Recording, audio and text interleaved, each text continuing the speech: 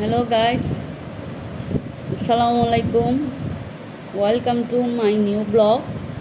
এটা হচ্ছে আমাদের কুরবানির ছাগল নেওয়া হয়। এবছর একটু টাকার সমস্যা ছিল, সে বিদায় ছাগল নেওয়া হয়েছে। তারপরে আমাদের প্রত্যেক বছরে আমরা দোকানে কোনো পরোটা বা বাবুরখানে অর্ডার দিই না, ঘরে পরোটা বানাই। আমার শ্বশুর, আমার হাজব্যান্ড, আমার দেবরে বানায়। তো এখানে পরোটার কাজ চলতেছে। সবাই পরোটা মাখতেছে, কাটতেছে, কেউ গোল্লা করতেছে। আমার শাশুড়িও আছে, উনি বেলতেছে, মানে পরোটার প্যাঁচ করতেছে আর কি। এটা প্যাঁচ পরোটা বলা হয়। তো এখন পরোটার জন্য মানে প্রস্তুতি চলতেছে পরোটা বানানোর জন্য। এটা আমি কয়েকটা বেলতেছি আর কি, পারি না তবু চেষ্টা করতেছি। কয়েকটা বেলছিলাম, পারি না তবু চেষ্টা করছি আর কি, যতটুকু পারছি। তারপর ওইদিকে আমার হাজব্যান্ড পরোটা পড়তেছে, দেখেন পরোটাগুলো অনেক সুন্দর হয়েছে, অনেক মজা খাইতে, অনেক মজা। এগুলো এগুলো ফ্রিজে অনেক দিন সংগ্রহ করে রাখা যায়, গরম করলে আবার মানে একদম নরম হয়ে যায়, তুলতুলে একেবারে আগের স্বাদ ফিরে আসে। ফ্রিজে অনেক দিন প্রসেসন করে রাখা যায় পরোটাগুলো, আমরা অনেক দিন রেখে খাই এগুলো। সবাই এমনি পছন্দ করে, আমাদের রিলেটিভরাও পছন্দ করে পরোটাগুলো। তো এখন আমার হাজব্যান্ড আসতেছে। এটা হচ্ছে কুরবানির সকাল। আমাদের ছাগল আর আমার চাচা শ্বশুরদের ছাগল দুইটা জবাই করছে। জবাই করে এখন আমার হাজব্যান্ড, আমার বাসুর, আমার দেবর, চাচা জাগরের দেবর, ওরা সবাই কাটাকাটি করতেছে। আমার ছেলে ছাগলের মাথা নিয়ে দুষ্টমি করতেছে। তো আমরা ঘরে নিয়ে আসছি, এখন সবাই কাটাকাটি করতেছি মাংসগুলা। সবাই কাটার জন্য বসে গেছি, কাটাকাটির জন্য বসে গেছি। আমরা সবাই কাটাকাটি করতেছি। আমার শাশুড়ি আছে, আমার দেবরের মেয়ে আছে, আমি আছি। তারপরে সবাই এমনি একটা একটা কথা বলে দুষ্টমিও করতেছি, একটা একটা বলতেছে সবাই। এদিকে আমার দেবর আছে, আমার দেবরও অনেক একটা একটা কথা বলতেছে, আমরা হাসতেছি। আর এদিকে আমার শাশুড়ি শিখাই দিচ্ছে আমাদেরকে কেমনে কাটাকাটি করবো আমরা। তো এটা হচ্ছে আমার আরেকটা চাচি শাশুড়ি, এটা হচ্ছে আমার যা। এমনি আমরা অনেক যৌথ ফ্যামিলি, অনেক মেম্বার, আপনারা সবাই মাশাল্লাহ বলিয়েন আমাদেরকে। এটা আমার মেয়ে আর এটা হচ্ছে আমার ননদের ছেলে। সবাই একটা একটা বলতেছে, হাসাহাসি করতেছি, দুষ্টমি করতেছি, কাটাকাটিও করতেছি। কাটাকাটি করার পরে তারপরে রান্নার পর্বে চলে যাব আর কি। সবাই অনেক দুষ্টমি করতেছে, একটা একটা বলতেছে।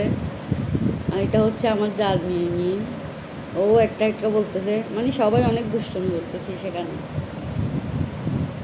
আর আমরা কাটাকাটি করতেছি। এই তো আমাদের রান্নার জন্য মাংস নিয়ে চলে আসছি।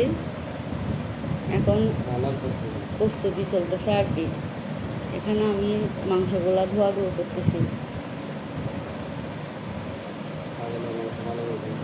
ছাগলের মাংস ধুতে হয়, অনেকগুলো রোম থাকে, রোমগুলা বেছে বেছে করতে হয়। অনেক কষ্ট হয় ছাগলের মাংস ধুইতে, অনেক সাবধানে ধুতে হয়, কারণ কালো কালো রোমগুলা থেকে যায়। তো আমি অনেক করে ধুচ্ছি এগুলা, ধুয়ে ধুয়ে ডেকে ডালতেছি, যেখানে রান্না করবো সে পাতিলে আর কি। এখানে আমার শাশুড়ি আসছে, বলতেছে কালো লুমগুলা দেখো, আমাকে বলতেছে, আমিও দেখতেছি। তো কতগুলা দিয়েও ডলছি নেট জালি দিয়ে। ছাগলের মাংস আসলে অনেক থাকে, একটু সাবধানে দিতে হয় আর কি। লোম থাকে কালো কালো, ছোট ছোট ফুলের মতো। লোমগুলা পরিষ্কার করতে হয় ভালো করে, নাইলে দেখতে এগুলো একটু আনইজি লাগে।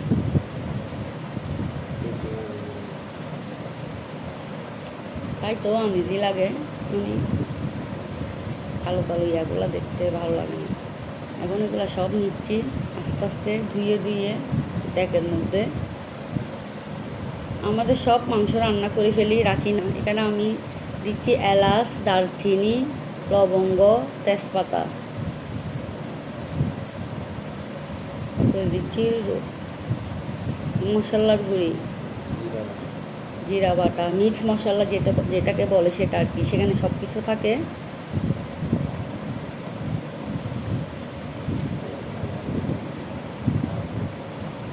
তারপর দিচ্ছি মরিচের গুঁড়া,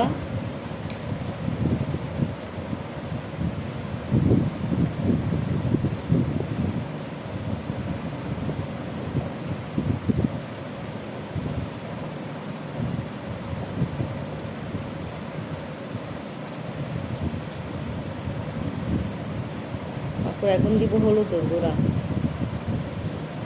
এখন দিচ্ছি হলুদের গুঁড়া। এর আগে কিন্তু দেখানো হয় না, এখানে আদা রসুন পেঁয়াজ দেওয়া হয়ে গেছে। এখন দিচ্ছি লবণ, স্বাদ অনুযায়ী লবণ দিচ্ছি। যদি মানে লবণ একটু কম হয় আবার দিব, স্বাদ অনুযায়ী লবণ দিচ্ছি। এখন দিচ্ছি সরিষার তেল,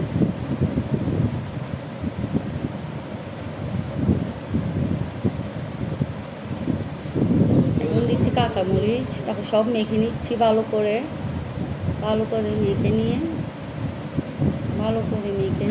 তারপর ছোলাতে বসাই দিই।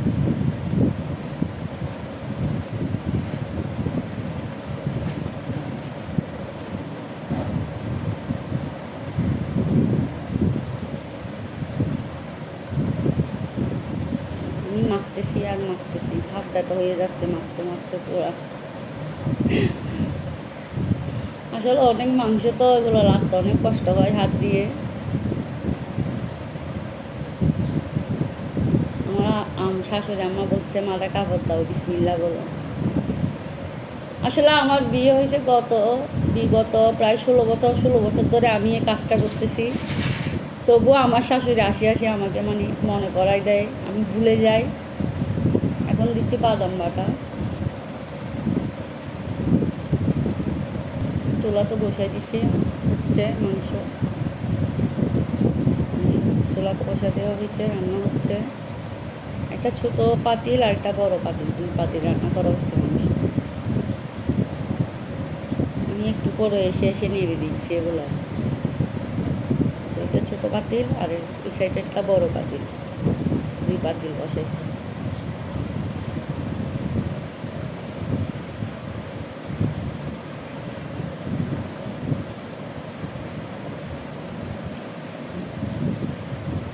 অনেক ইয়ামি হয়েছে না, অনেক সুন্দর হয়েছে না, কালারটা অনেক সুন্দর আসছে মাশাআল্লাহ।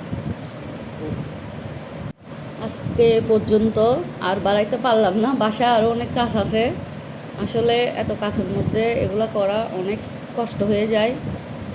সবাই আমার ব্লগ দেখবেন, লাইক দিবেন, কমেন্ট করবেন, শেয়ার করবেন, সাবস্ক্রাইব করবেন। সবাই আমার জন্য দোয়া করবেন। রাখি, আসসালামু আলাইকুম।